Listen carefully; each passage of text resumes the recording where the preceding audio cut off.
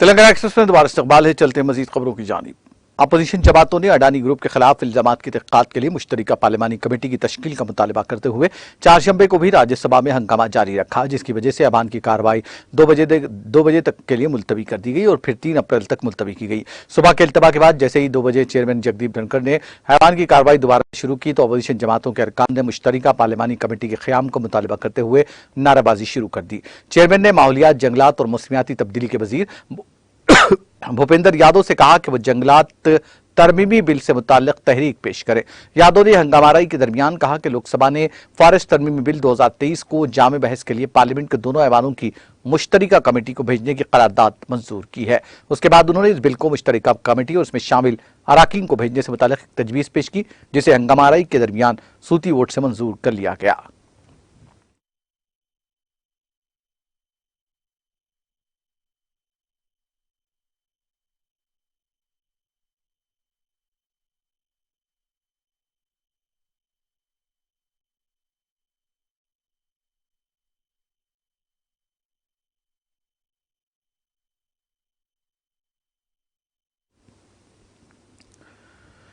Election commission ने Karnataka assembly इंतखाबात का आज ऐलान किया। चारशंबे को यहां एक प्रेस कॉन्फ्रेंस में इसका ऐलान करते हुए chief election commissioner Rajiv Kumar ने कहा कि रियासत की 224 असेंबली सीटों के लिए 10 मई को पोलिंग होगी और नताइज का ऐलान 13 मई को किया जाएगा। इस इलेक्शन में 5 करोड़ 21 लाख से ज्यादा वोटर्स उम्मीदवारों की इंतखाबी किस्मत का फैसला करेंगे। उन्होंने कहा कि इस इलेक्शन में 80 साल से ज्यादा उम्र के वोटर्स अपने घरों से वोट डाल सकेंगे।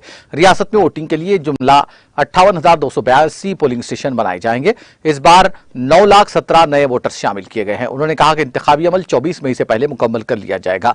इंतखाबात के ऐलान के साथ ही रियासत में इंतखाबी ज़ाब्ते खिलाफ नाफिज हो गया है। पोलिंग के लिए ऐसे 224 पोलिंग स्टेशन बनाए जाएंगे जहां नौजवान मुलाजमीन तैनात होंगे, जबकि 100 पोलिंग स्टेशन में दिव्यांग मुलाजमीन यानी माजूर मुलाजमीन तैनात होंगे। काबिल जिक्र है कि गुज़िश्ता असेंबली इंतखाबात में भारतीय जनता पार्टी को 104, कांग्रेस को 80 और जनता दल सेकुलर ने 37 नशिस्तें पर कामयाबी हासिल की थी। Vulnerable tribal groups, who are the disadvantaged groups. If you look at any human development indices, the particularly vulnerable tribal groups are the one who are at the lowest of the ladder. So we said we'll have a special outreach. I'll touch on that in one of the slides. The role gender ratio in the state stands at 988, which is very healthy. And the copies of the electoral rolls, including the process by which it was prepared, have all been shared with the political parties, and the involvement was at every stage. So friends, senior citizens and PWDs, as we have been putting a special emphasis on this part, and it's important in case of Karnataka because it will happen first time in Karnataka.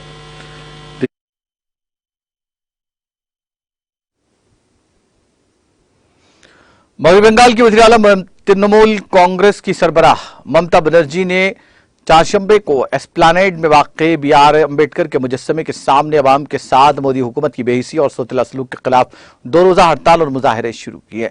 TMC के सरबराह ने इल्जाम लगाया कि मरकज ने रियासत को MNREGA project, उसके housing और सड़कों के महकमों के दीगर इक़दाम के लिए फंड्स जारी नहीं किए हैं।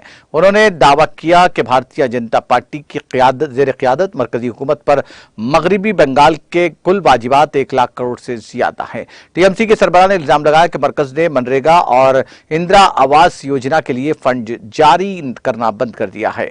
इसके साथ ही OBC तलबा की स्कॉलरशिप भी रोक दी गई है। बनर्जी ने कहा, मैं रियासती हुकूमत को बदनाम करने और हमारी रियासत को इसकी वाजिबात से महरूम करने की सामिराना कोशिश के खिलाफ एहतजाज करने के लिए बंगाल के वज़ीर आला के तौर पर यह धरना जारी रखूंगी। वज़ीर आला के तौर पर यह तीसरी बार है जब ममता बनर्जी ने धरने का इनेकाद किया।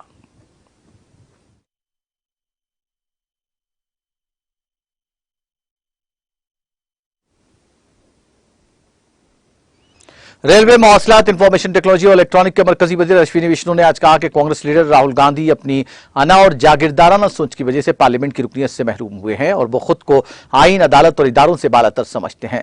रेल भवन में नामानिगारों से बात करते हुए विष्णु ने कहा कि गांधी अपनी अना की वजह से पार्लियामेंट की रुकनियत से नाअहल करार कर दिए गए हैं। उन्होंने OBC तबके की तौहीन की और अदालत ने उसे नोटिस में लेकर एक फैसला सुनाया, लेकिन उनका मानना है कि अदालत गलत है। दरअसल वो खुद गर्जी की सियासत करते हैं और मानते हैं कि खास घराने में पैदा होने की वजह से उन्हें हुकूमत करने का पैदाइशी हक हासिल है। विष्णु ने कहा कि गांधी समझते हैं कि वो आइन, अदालत और जमहूरी इदारों से बालतर है और कोई अदालत उनके खिलाफ फैसला कैसे दे सकती है।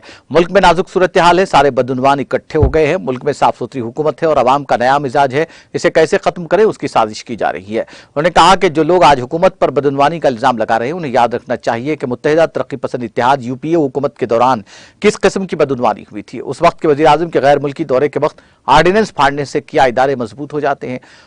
उन्होंने कहा कि जब आइन ने मुल्क में हुक्मरानी का एक निजाम बनाया तो फिर कौमी मुशावरती कौंसिल के नाम पर मुतवाजी वजीर आजम ऑफिस बनाना कहां जायज था।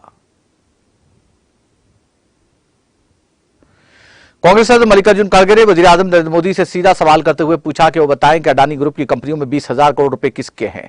खड़गे ने ट्वीट किया, नरेंद्र मोदी जी, अडानी की शेल कंपनियों में 20,000 करोड़ किसके हैं? ललित मोदी, नीरव मोदी, मेहुल चौकसी, विजय माल्या, जतिन मेहता वगैरह क्या आपके बदउनवान भगाओ मुहिम के मेंबर हैं? क्या आप इस इत्तेहाद के कोऑर्डिनेटर हैं? खुद को बदउनवानी के खिलाफ बताकर इमेज बनाना बंद करें। उन्होंने कहा, पहले अपने गिरेबान में झांक कर देखें, कर्नाटक में आपकी हुकूमत पर 40% कमीशन का इल्जाम क्यों है? आप मेघालय की नंबर 1 करप्ट हुकूमत में क्यों शामिल है?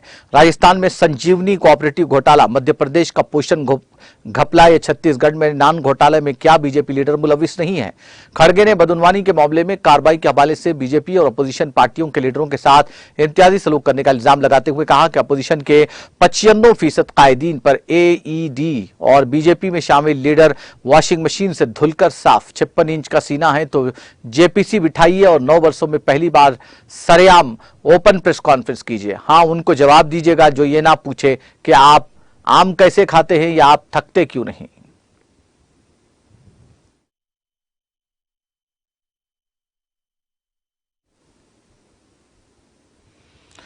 हिमाचल प्रदेश के नायब वजीर आला मुकेश अग्निहोत्री को मंगल की शाम छोटा शिमला में वाक़ उनकी राजगाह पर सर में चोट लगने के बाद आईजीएमसी अस्पताल में दाखिल कराया गया। एक पुलिस अफसर ने तस्दीक की कि अग्निहोत्री शाम तकरीबन 6:30 बजे अपनी याक पैलेस की राजगाह पर चहलकदमी कर रहे थे कि अचानक गिर गए, जिससे उनकी सर पर चोट लगी। उन्हें इलाज के लिए फौरन अस्पताल ले जाया गया। हुक्काम के मुताबिक अग्निहोत्री अब ठीक है, उनके सर पर 5 टाके लगे हैं।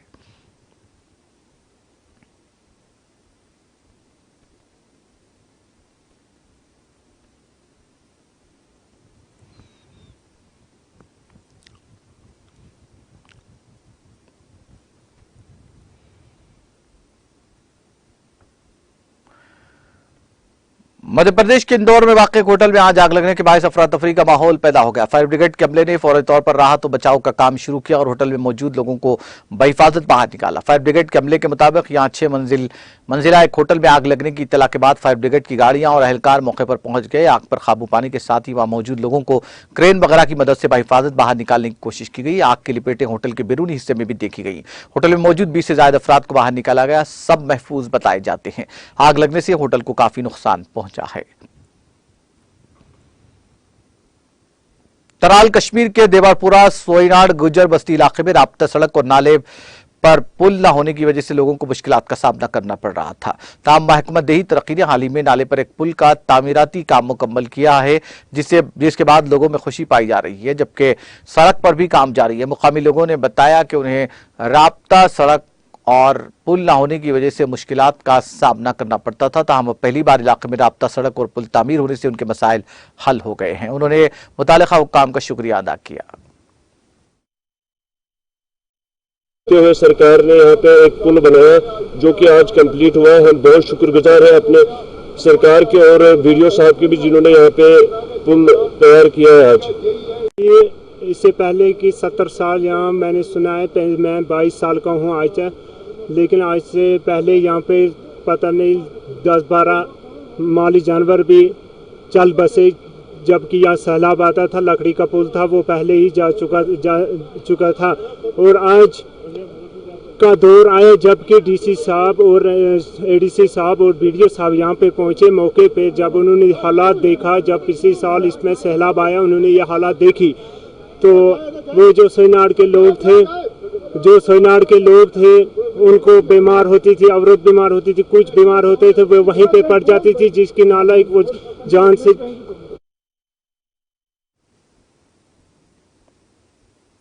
पब्लिक आउटरीच प्रोग्राम के तहत हंदोरा तराल में आज एक अवामी दरबार मुनक्किद हुआ, जिसकी सदारत additional deputy commissioner Tral Shabbir Ahmad Rina ने की।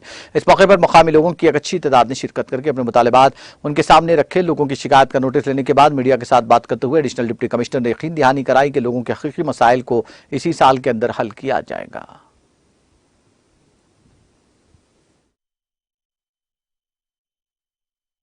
हाँ, ये हंदोरा हमारा एक रिसेंटली एक अलग एक रेवेन्यू विलेज बना है एंड काफ़ी परेशानी इनमें है एंड कोशिश हम कर रहे हैं कि आने वाले इसी साल में इनके जितने भी इन्हें मुतालबे रखे, डिमांड्स रखे हैं, वो हम सारे इंशाल्लाह कंप्लीट करके रखेंगे। चाहे रोड का है, चाहे कोचे का है, चाहे बिजली का है, चाहे पानी का है, चाहे रूरल डेवलपमेंट के लिहाज से कहीं कहीं पे छोटी लीक बनानी है, चाहे इनको प्ले ग्राउंड थोड़ा एक्सपेंड करना है।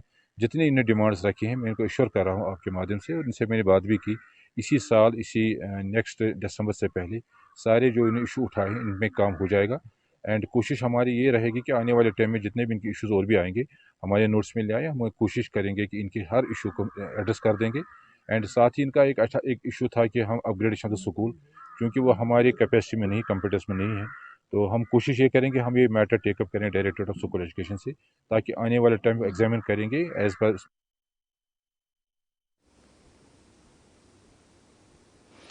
अमेरिकी सदर जो बाइडेन ने एक बयान में कहा कि इसराइल जिस राह पर चल निकला है उस पर ज्यादा देर चल नहीं सकता। उन्होंने मजीद कहा कि वो मुस्तकबिल करीब में बेंजामिन नेतन्याहू को व्हाइट हाउस में मदऊ करने का इरादा नहीं रखते। अल अरबिया की रिपोर्ट के मुताबिक सहाफियों से बात करते हुए बाइडेन का कहना था, मुझे उम्मीद है कि वो इस अदालती इस्लाहात के मुतनाज़ा मंसूबे से बाज आ जाएंगे।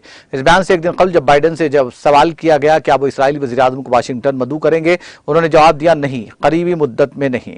इस बयान के बाद रात गए ट्विटर पर एक पोस्ट में नेतन्याहू ने बाइडेन पर जवाबी हमला किया।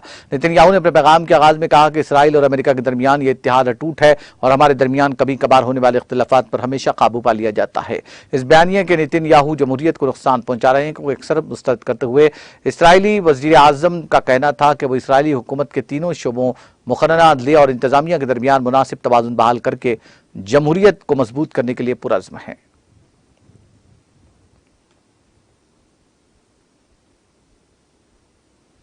अक़वाम मुत्तहिदा में रूस के नायब मुस्तकिल नुमाइंदे डमित्री पोलांस्की ने कहा कि अक़वाम मुत्तहिदा के सेक्रेटरी जनरल एंटोनियो गुटेरेस से अक़वाम मुत्तहिदा के हेडक्वार्टर में होने वाली तकारीब में शिरकत करने वाले रूसी सिफारतकारों को वीज़ा जारी करने के बारे में बार बार नाकामी पर अमेरिका के साथ सालिसी की कार्रवाई शुरू करने की उम्मीद कर रहे हैं।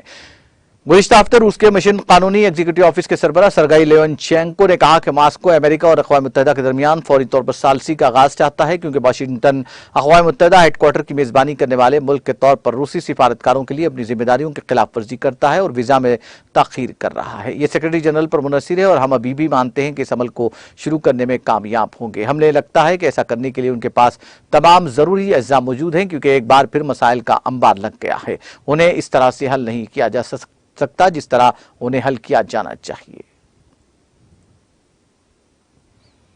म्यांमार के सागांग इलाके में 2 धमाकों में 2 अफराद हलाक और 18 दीगर जख्मी हो गए। मुकामी मीडिया ने इतला दी। म्यांमार के आउटलेट लेबन मीडिया ने इतला दी कि धमाके म्यांमार के सागांग इलाके के शहर शोबों में तकरीबन 3:30 GMT पर हुए। पहला धमाका दरियाए चुंडोइन के पुल पर और दूसरा शहर के शुमाल में एक सड़क पर हुआ। इतलात के मुताबिक धमाके में एक 60 साल शख्स और 3 साल बच्चा शदीद जख्मी हो गए, जो अस्पताल में दम तोड़ गए। इन धमाकों में 9 मर्द, एक 12 साल लड़का और 8 खवातीन जख्मी हो गए।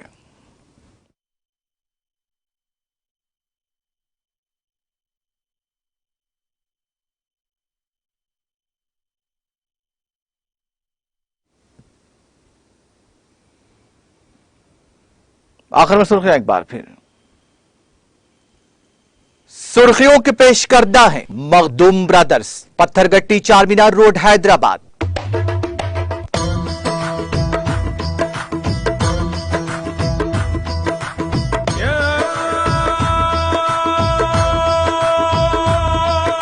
Makhdoom brothers, Pathergatti Charminar road Hyderabad.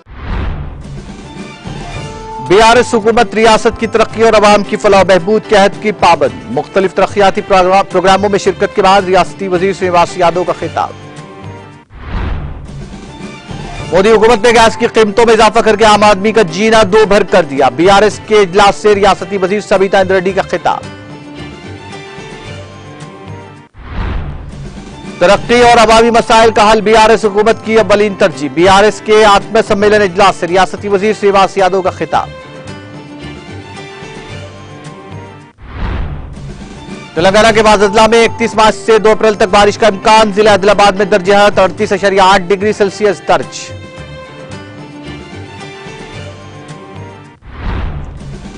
Adani group के खिलाफ इल्जामात की तहकीकात के मुतालबे पर अपोजिशन का हंगामा। हंगामे के बाइस राज्यसभा की कार्रवाई पीर तक के लिए की गई मुलतवी।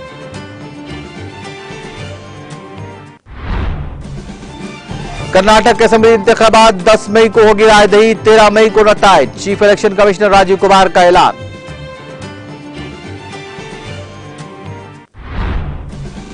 मोदी हुकूमत की बेइज्जती और सौतेला सलूक के खिलाफ 2 रोजा हड़ताल। कोलकाता में धरने पर बैठी वजीर आला मगरबी बंगाल ममता बनर्जी।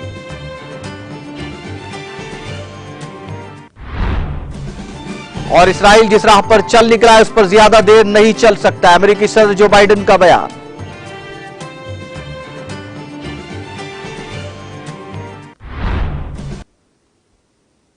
तेलंगाना एक्सप्रेस में फिलहाल इतना ही। मुझे और मेरी पूरी टीम को दीजिए इजाजत। ताजा तरीन अपडेट्स के लिए देखते रहिए टीटीवी।